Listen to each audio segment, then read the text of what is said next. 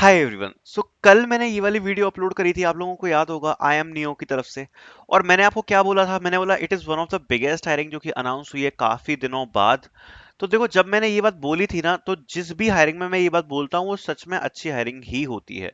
सो कल जब मैंने इसको पोस्ट किया था, मैंने आपको बताया था कि ये हायरिंग कितनी ज्यादा इंपॉर्टेंट है और इसमें अप्लाई करना कितना ज्यादा इंपॉर्टेंट है। तो बहुत सारे बच्चों ने इसमें अप्लाई भी किया था। तो मैं आपको बताना चाहता हूँ कि यहाँ पर जो असेसमेंट लिंक्स हैं वो भी आज आ चुके हैं। So the candidates who have applied for this, they got the assessment link। ठीक है, बाकी मैं आपको एक हाईली चीज सजेस्ट करूंगा कि ज्वाइन द टेलीग्राम ग्रुप, जिसकी लिंक आपको डिस्क्रिप्शन में मिलेगी। आपको जिस भी कंपनी से रिवर्ट्स आते हैं, तुरंत आप लोग उस पे पोस्ट कर दिया करो। क्यों कह रहा हूं मैं ये बात? बिकॉज तभी तो हमें अपडेट्स पता पड़ेंगे ना कि कौन सी कंपनी से मेल्स आ रहे हैं, क्या आ रहे हैं। तो जैसे ही आपको किसी कंपनी रिवर्ट आए, आप टेलीग्राम ग्रुप पे पोस्ट कर सकते हो। लिंक आपको डिस्क्रिप्शन में मिल जाएगी। तो देखो, मेरा सीधी सीधी बात है, मैं जो भी हायरिंग्स के बारे में बताता हूँ कि हाँ ये इंपॉर्टेंट है, इसमें अप्लाई करना है, उसमें आपको करना ही है। अपना वो वाला काम नहीं है कि कैपजेमिनी के एएससी वाली हायरिंग डाल दी जो कैरियर पोर्टल से उठा रखी है, हर 15 दिन पे उसको रिपीट किया क्योंकि कैपजेमिनी के नाम से व्यूज आते हैं। ये काम मैंने कभी नहीं किया। ठीक है, मैं जो हायरिंग अच्छी होगी वही डालूंगा और उसी पर ये बात बोलूंगा कि हाँ ये सच में अच्छी हायरिंग है। अब ये जो अपॉर्चुनिटी है ना आई एम न्यू वाली, इसमें अच्छी बात क्या है? इसमें अच्छी बात ये है कि बहुत समय बाद एक ऐसी हायरिंग एटलीस्ट मिली है जिसमें एक फेयर चांस मौका मिलेगा सबको टेस्ट देने का। प्लस अगर आप शॉर्टलिस्ट होते हो तो आपको नेक्स्ट राउंड भी देखने को मिलेंगे। ठीक है, सो इस प्रकार से एटलीस्ट हमें एक हायरिंग तो मिली जिसमें हम एटलीस्ट प्रोसेस कर सकते हैं, ट्रस्ट कर सकते हैं, राइट। दूसरी बात, ऑफ कैंपस में अभी हायरिंग ज्यादा आ नहीं रही थी बहुत टाइम से, जिसमें मतलब ज्यादा रिवर्ट्स आए। सो उस हिसाब से डेफिनेटली एक अच्छी अपॉर्चुनिटी है। और बात रही, देखो, सीधी बात है, अभी आपको कुछ बच्चे एडवाइस देते हुए मिल जाएंगे, अरे इसमें अप्लाई मत करो, वो सब में अप्लाई करना है। सब में अप्लाई करना है और सब में टेस्ट देना है। ज्वाइनिंग कब होगी, ऑनबोर्डिंग कब होगी, वो सब अभी भूल जाओ। पहला काम है ऑफर लेना। एक बार आपके हाथ में ऑफर लेटर आ जाता है ना, बाद में ये चीज डिसाइड की जा सकती है कौन सी कंपनी ज्वाइन करनी है, कौन सी नहीं करनी है। लेकिन उससे पहले दिमाग नहीं लगाना, सारी कंपनीज में अप्लाई करना है, जिसमें भी टेस्ट आ रहा है वो टेस्ट देना है और अपना 100% देना है। अब इस टेस्ट के बारे में बता देते हैं। तो बेसिकली ऐसा आपको एक मेल आएगा कि assessment link junior technical trainee.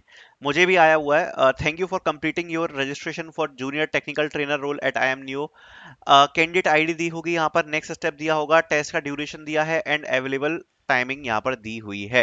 ठीक है, अभी जो अवेलेबल टाइमिंग है, डोंट वरी अबाउट इट। जब आप स्टार्ट असेसमेंट में क्लिक करोगे और assessment will be going to start. Okay, so जैसे ही you will be starting the assessment, so आप जैसे ही असेसमेंट को स्टार्ट करोगे, सो यहाँ पर आपको देखने को क्या मिलने वाला है। तो इसकी जो प्रोसेस है वो पूरी की पूरी यहाँ पर मेंशन करी गई है कैरियर पोर्टल के ऊपर, वो मैं आपको एक बार दिखाना चाहूंगा।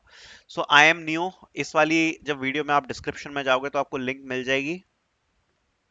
ठीक है, सारा प्रोसेस में डिस्कस करने वाला हूँ, डोंट वरी अबाउट इट। बाकी मैंने भी ये टेस्ट जो है वो अभी अटेम्प्ट किया, मुझे कैसा फील आया सब चीजें मैं आपके साथ एक्सप्लेन करूंगा, so don't worry about it. Okay,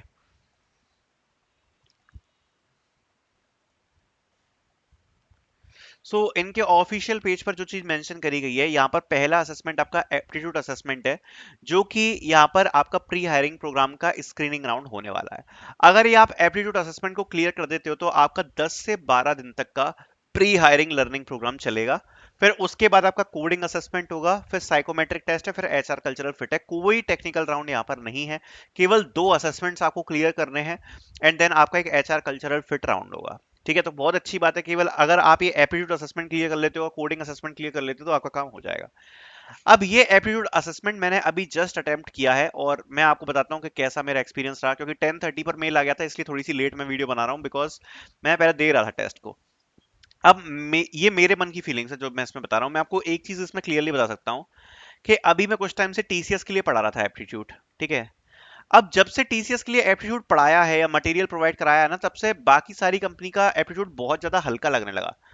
ठीक है, और सच्चाई में आपको बताऊं तो अगर आपने टीसीएस के लिए एप्टीट्यूड की प्रिपरेशन करी है ना, तो इसका जो एप्टीट्यूड है वो आपको इजी फील होगा।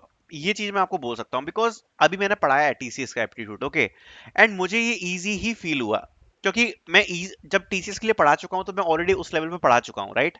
उसके हिसाब से तो काफी इजी फील हुआ मुझे। ठीक है, तो मुझे पर्सनली इजी फील हुआ इसका एप्टीट्यूड। 45 क्वेश्चंस थे उसमें, और 45 क्वेश्चंस जो थे उसका टाइमर दिया था 60 मिनट्स।